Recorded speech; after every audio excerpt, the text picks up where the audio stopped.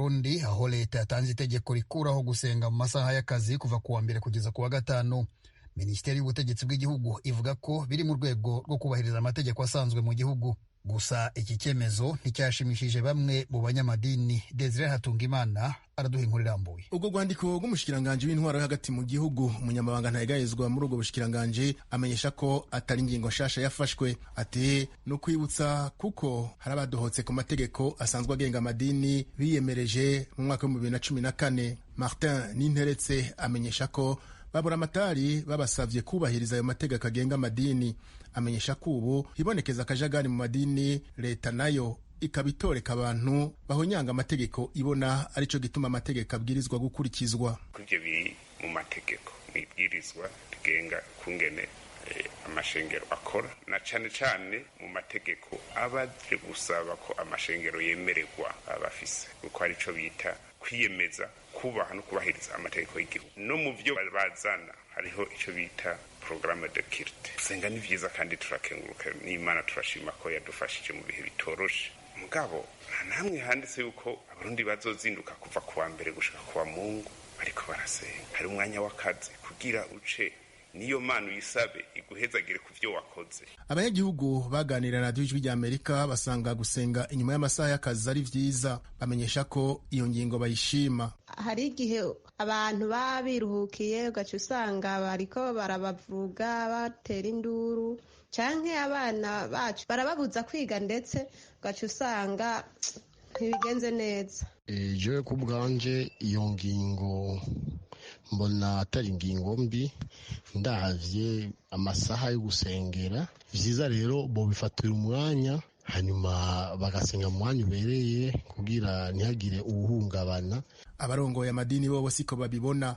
Bamenyesha ko ari uguhohotera abashize imbere Imana. Bati ni no kudohoka kw'iragi ry'uwahoze arongoye Burundi Petero Nkurunziza yasaba abarundi gukora basenga, bakongera bagasenga bakora. Ugusenga niko kwatabaye igihugu cacu, ugusenga niko kwafashije igihugu cacu gushika aho gishikeze uno munsi. Nimba ko uno munsi igihugu cacu kiba gihagaze neza, nuko ari abantu bafashe umwanya ukwiye wo gusenga no kurondera Imana.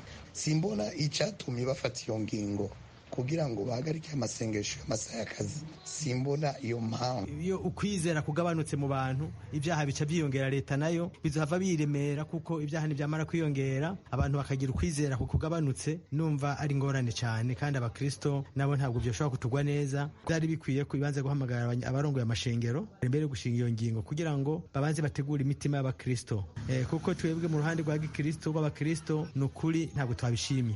Burya gusenga kometse nko kurya.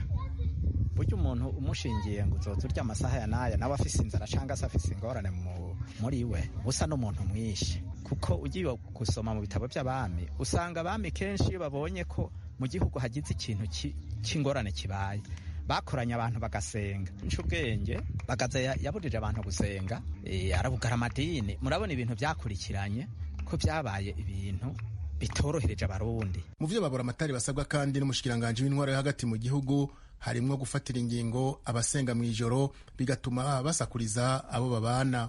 Desire Hatungimana, Kigali, Ijwi rya Amerika. Ukomeje kumva radio Ijwi rya Amerika ivugira i Washington DC. Ubu tugeze mu mwanya w'ikiganiro ejo cy'urubyiruko rwo mu Rwanda.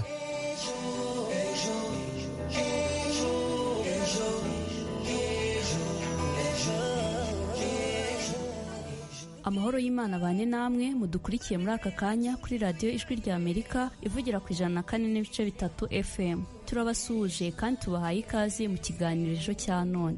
Iki kiganiro mugitegurirwa n'umuryango Ejo Youth Eco ukoresha itangazamakuru mu kwimakaza umuco w'amahoro mu Rwanda ndetse no mu karere k'ibiyaga bigari. Uyu munsi kuri mikro muri studio mugiye kubana nanjye Christine Usabye ndetse nanjye Doris Mugisha.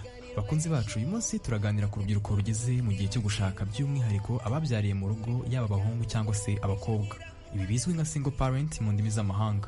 Mu busanzwe bibaho ko bamwe mu rubyiruko bitegura kurushinga, ariko bakumva ko batashaka umukobwa cyangwa umuhungu ufite umwana bitewe n'imyumvire y'uko umuntu byabayeho aba adafite imico myiza. Ku rundi ruhande ariko hari n'ubwo usanga ubwoba bwo kubana n'umuntu ufite umwana bushingira ku gutinya uburyo imiryango bakomokamo izabifata. Muri iki kiganiro turaza kumva ibitekerezo by'urubyiruko kugira ngo badusangize icyo babona giteye impungenge mu kubana n'umuhungu cyangwa se umukobwa ufite umwana. Muri iki kiganiro kandi turaza kumva ubuhamya bwa bamwe mu bashakanye bose bafite abana ku ruhande, bagiye kudusangiza imibanire yabo uyu munsi. Ese hari icyo bitwaye guhitamo kubana n'umuhungu cyangwa umukobwa ufite umwana? Turaza kumenya icyakorwa. Iki kiganiro kiri bwibande ku rubyiruko rugeze mu gihe cyo gushaka, by'umwihariko abafite abana, yaba abahungu cyangwa abakobwa, ibi bizwi nka single parent mu ndimi z'amahanga. Mizero Crispin ari ku buhanga bw'ibyuma, mu gihe Roger Niyigena ari uhagarariye iki kiganiro. Abahanga bemeza ko amakimbirane yabayeho kuva ikiremwa muntu cyagera ku isi, ndetse ko bisa naho atazigera arangira. Kuba abantu badateye kimwe, batavuga ururimi rumwe, cyangwa se badakora bimwe, bishobora kuba intandaro y'amakimbirane. Ariko se ni gute nakumira amakimbirane? Nayakemura nte? Nta handi wakura ibisubizo by'ibi bibazo uretse mu kiganiro ejo. Iyumvire inkuru zibanda ku makimbirane yo mu miryango, amakimbirane aturuka ku gushyira abantu mu gatebo kamwe, ndetse n'amakimbirane aterwa no kuba hari ibyo abantu batinya kuvuga, maze usobanukirwe uko wayakemura. Ubundi cyambere ni ubwumvikane, kandi bikaba kuvugisha ukuri. Iteka mu rugo mutumvikanye ngo muvugishanye ukuri, ntabwo amakimbirane abasha gukemura. Kurikira ikiganiro ejo kuri radiyo Ijwi ry'Amerika ni ku 104.3 FM. Ibitekerezo byawe bihawe ikaze mu kiganiro cya none. Twandikire cyangwa uduhamagare kuri 0728028232 cyangwa kuri 0787581411. Iyi nimero wanayidusangaho kuri WhatsApp. Wanadusanga kandi ku zindi mbuga nkoranyambaga nka Facebook, Instagram, Twitter na YouTube. Wandika Ejo Youth Echo ahashakishirizwa, maze ukadusangiza icyifuzo cyawe.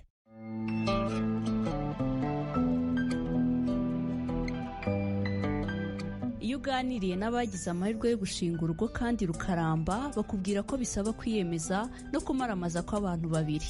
Aha bibasaba ubukure, kwitanga, kumenyana, icyizere n'urukundo hagati ya bombi, kuko bibafasha kubana neza no kuzuzanya. Kwiyemeza kubana n'umuntu akaramata biba byiza iyo ubanje ukabiha umwanya uhagije, ukabitekerezaho, ukareba niba koko witeguye, kuko hari benshi bahubukiye umushinga ubu bakaba bicuza. Ubusanzwe hari impamvu nyinshi zitandukanye zishobora gutuma by'umwihariko umuntu abyara mbere yo gushinga urugo. Muri izo mpamvu twavugamo gufatwa ku ngufu, kunanirwa kwifata cyangwa gushukwa, ndetse no gukora imibonano mpuzabitsina idakingiye n'ibindi. Kubyara mbere yo gushinga urugo bishobora gutera kwiheba kuwo byabayeho, ariko nanone ku rundi ruhande hari abakubwira ko umukobwa cyangwa umusore byabayeho abazi neza inshingano z'urugo ndetse no gufata neza uwo bashakanye. Bamwe mu rubyiruko rwo mu karere ka Gicumbi ntibavuga rumwe ku myumvire yo kutemera gushaka umukobwa wabyariye iwabo kimwe n'umuhungu wabyaye hanze. Bamwe bati aba yarabaye indaya, abandi bati urukundo rugira yarwo yarongorwa. Reka tubumve mu kiganiro bagiranye na mugenzi wacu Ishimwe Honore. Umuntu wabyaye ntapfa kumwemera pe, undi umuntu aba yishakira wenda nk'agakobwa katari kabyaraho, nibyo byiza n'ubundi. Uwo yaba yarabyariye iwabo terwa bujya n'umutima, mukunda namuzana. Impamvu banga kuzana ababyariye iwabo ni ikintu kimwe, nuko baba baragiye abandi basore baba barabagiyeho, ko nyine abafite umwana wabo bakavuga ati reka tujye gushaka babandi batabyayeho natwe ari batuzana. Impamvu baba batinya kumushaka nuko bavuga ngo yarabyaye, ngo baramusugiye. Ni imyumvire y'abantu bishyiramo, n'ubundi ubusanzwe umukobwa n'umugore bose bari bamwirebye n'iki gihe kigeze. Ubundi buri wese afite uko akunda, mukunda namwemera kandi n'uwo mwana nkamufasha kumurera. Kandi n'umwana afite biterwa n'uko njye nawe twabyumvikanyeho n'umwana tukamurera, namwemera. Ntabwo namwiyandikishaho, ariko njye namufasha kumurera kubera ko afite se wenda uba waramubyaye. Hari igihe umukobwa ashobora gukora imibonano n'umuhungu wenda bibatunguye batarageza nk'imyaka y'ubukure, ariko mu gihe umuzanye ugomba kumufasha, umwana ukajya umumufasha, ariko wenda akaba yamwiyandika, akaba yazamwiyandikaho. Umva, iyo myumvire ntabwo iriho y'abasore batakwemera gushaka abakobwa babyara iwabo. Barimo iyo umuntu mwakundanye, erega icyangombwa ni urukundo. Babaho ko urukundo rutwikira ibyaha byinshi. Iyo umuntu umukunda ntabwo ureba ku byaha aba yarakoze akiri muto, murabana. Byaterwa nuko ntabamukunda, baba bakeka ko ari indaya nyine. Mukunda namwemera, biterwa nuko aba afite umwana abona ko kumurera bitashoboka. ni uko baba badashobora gufatanya kurera uwo mwana babyaranye. Umukobwa abyariye iwabo afite imico myinshi itandukanye ku buryo umugabo adashobora kuyihanganira. Aba yaramenyeye guhura n'abagabo barenze umwe, kandi umugabo yumva wabana n'umugabo umwe we wenyine gusa, keretse wenda ari impamvu yumvikana yamuteye gutera uwo mukobwa w'ahandi inda. Ntabwo nakemera kubana nawe.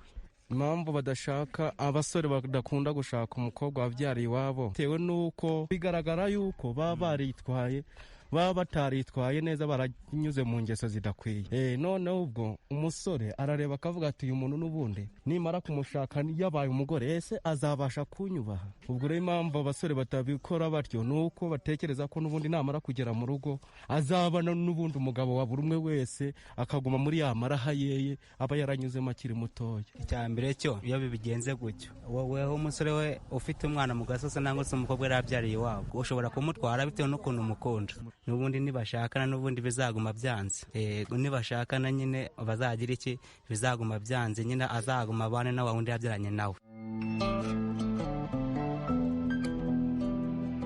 Arakoze cyane mugenzi wacu Ishimwe Honore n'urubyiruko rwamusangije ibitekerezo byiza. Namwe mudukurikiye mushobora kugira uruhare muri iki kiganiro mudusangiza ibitekerezo byanyu kuri iyi ngingo. Ese hari icyo bitwaye guhitamo kubana n'umuhungu cyangwa umukobwa ufite umwana? Niba wifuza kudusangiza igitekerezo, ubuhamya cyangwa inyunganizi, twandikire kuri 0728024232 cyangwa se kuri 0787581411. Iyi nimero wanayitwandikiraho kuri WhatsApp.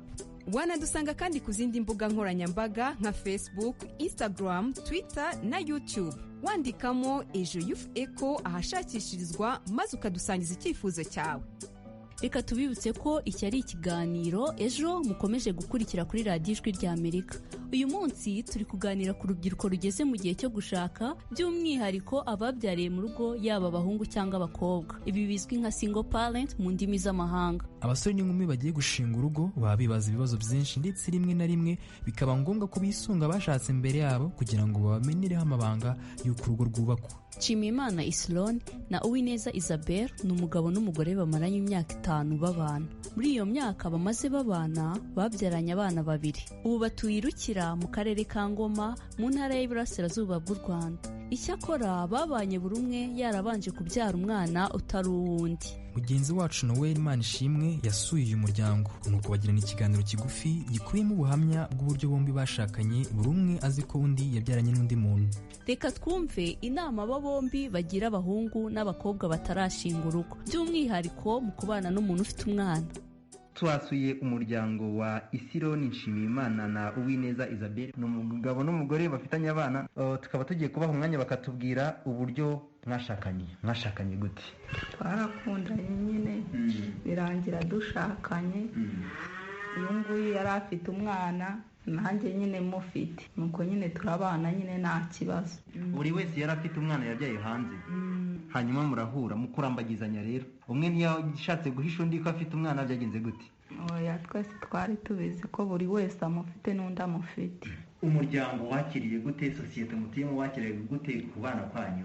Nta kibazo, nyine twarabanye. Icyambere rero ni ukubwiza umuntu ukuri. Nigiye nk'urugero nimba ugiye kumurambanya cyangwa kumusura, umubwiza ukuri ukamubwira ngo nk'urugero nimba ugiye gusura mfite umwana, nawe yaba umufite akakubwira ngo ndamufite, mukabiganiraho byose mukabiha umurongo, gutyo nyine nta kibazo. Ubu ngubu bwo mu mibanire yanyu mubanye mute, n'ibanga nirihe? Nta kibazo, nyine tubanye neza. Ibyo byo gucyurirana ngo abana ibiki n'ibiki reka da, nta bihari ibyo. Ni izihe nama mwatanga ku bandi bantu, yaba batarashinga ingo? Kuko hari abantu batarashinga ingo bavuga ngo njye sinabyashaka umukobwa wabyaye, cyangwa umukobwa akavuga ati njye sinashaka umusore wabyaye. Abo bantu murabagira izihe nama? Inama nyine ni ukubwizanya ukuri, bagakundana. Nyine mbona nta n'ikibazo bitwaye, ibintu warangije kubyiyumvishamo nta kibazo cyabyo.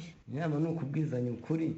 Ubundi ugiye guhisha umuntu niko ukamuhisha ngo nta mwana mfite, ejo akazuma ngo warabyaye, utayimubwirije ukuri. ubwo rero icya mbere ni ukuvugisha ukuri mukanza mukakiganira, yaba agukunda akagukunda, yaba akwanga akakwanga, ariko wamubwije ukuri. ubu mumaranye igihe kingana gite mushakanye Isironi na Isabelle? Imyaka 5. ni ukuvuga abana buri wese wenda wa undi wo ku ruhande afite mwamubyaye mbere y'iyo myaka 5? mu myaka 5 mubanye mute? Tubanye neza, nta kibazo rwose. hanyuma se uburenganzira bwa wa mwana yaba uwawe Isabelle, uburenganzira bwa wa mwana ese ajya aza gusura umubyeyi we nta kibazo, nawe undi agaza gusura umubyeyi we nta kibazo, bigenda gute? nta kibazo, umwe wanaba hano uwanjye aba hano turabana. n'uwiwe rero iyo ashatse araza nta kibazo. umwana wawe iyo aje hano nta kibazo aba afite? aba no ku cyiciro cyanjye, kuko tunabiganira n'umugore, ndamubwira kugira ngo nzaze wumva ngo natanze amafaranga yagiye mu buryo utazi, tega tumushyire ku cyiciro cyacu, tujye tumutangira iki mituweli nk'umuryango wacu, twe dutangire rimwe birangire gutya nta kibazo agira. reka tubashimire cyane umuryango wa Isironi Nshimiyimana na Uwineza Isabelle bo mu mudugudu wa Cyamahehe muri Rukira mu karere ka Ngoma, ku buhamya musangije abatwumva mu kiganiro ejo. Murakoze cyane. Yego murakoze nawe. Arakoze cyane mugenzi wacu Noel Manishimwe ku kiganiro yagiranye n'umuryango wa Nshimiyimana Isironi na Uwineza Isabelle, bombi bashakanye buri umwe azi ko undi yabyaranye n'undi muntu. Reka dukomereze iki kiganiro ku butumwa mumaze kudusangiza ku ngingo turi kuganiraho uyu munsi. Tubonereho duha umwanya mugenzi wacu Uwikeza Christella adusangiza ubwo butumwa, turakomeza n'ikiganiro mu kanya gato. Bakunzi b'ikiganiro mudukurikiye, nanjye ndabasuhuje. Ngiye kubagezaho ubutumwa mumaze kudusangiza ku nsanganyamatsiko turi kuganiraho none, ivuga ku bakobwa cyangwa abahungu babyaye batarashaka. Aho turi kwibaza tutese hari icyo bitwaye guhitamo kubana n'umuhungu cyangwa umukobwa ufite umwana. Irambo na Kenny uherereye mu karere ka Bugesera yagize ati nta kibazo kirimo kuba washaka umukobwa cyangwa umuhungu ufite umwana, kuko mwese mujya kubana mwifuza kuzabyara abana mukagura umuryango. Naho Nzambazimana Teresphore uherereye mu karere ka Nyarugenge mu murenge wa Muhima yagize ati gushakana n'umukobwa wabyaye nta kibazo rwose. Ati mu gihe akubwije ukuri ku byamubayeho. Uwo mukobwa yageze mu rugo arubaka kuko aba yarabikuyemo isomo, naho umusore umuzanye aba ari intwari. Dukomeza, Hakizimana Ezekiel uherereye mu karere ka Nyamasheke yagize ati icya mbere ni uko baba bakundanye kandi bakaba barabiganiriyeho. Ikibazo cyavuka mu gihe umwe muri bo yaba afite umwana akabihisha mugenzi we. Naho Kabera Emmanuel uherereye mu karere ka Kicukiro mu murenge wa Gahanga yagize ati umukobwa cyangwa umuhungu wageze mu gihe cyo guhitamo uwo bazabana yahitamo udafite umwana, kuko usanga iyo wabyaye inshingano ziba zarahindutse. Ubu nibwo butumwa tumaze kwakira, ariko mukomeze mudusangize ibitekerezo, tuzabiheraho ubutaha. Bagenzi banjye basubirana ijambo. Arakoze cyane mugenzi wacu Uwikeza Christella, ndetse namwe mumaze kudusangiza ibitekerezo byanyu kuri iyi ngingo. Ubusanzwe ibibazo mu bantu bihoraho, ariko icy'ingenzi ni uburyo bene ibyo bibazo babikemura cyangwa se uko sosiyete ibafasha kubikemura. Mu mibanire y'abashakanye iyo byanze gukemuka, aho kwicarana ni byiza ko batandukana, kuko n'ubundi mariage ni amasezerano yo kubana. Iyo rero byanze arasinyurwa, buri wese amategeko akamuha uburenganzira bwe. Ese kuba umuhungu cyangwa umukobwa yabyara mbere yo gushinga urugo cyangwa kubaka urugo hari ingaruka byakagize kuri we bwite no ku muryango nyarwanda?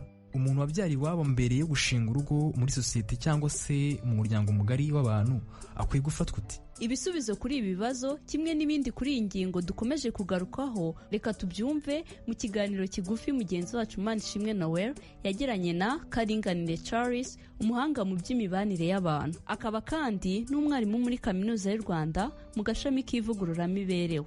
Birumvikana uwo muryango kugira ngo ubundi muri rusange nk'uko nateruye mbivuga ubeho, ushingira navuga ku murongo cyitegererezo.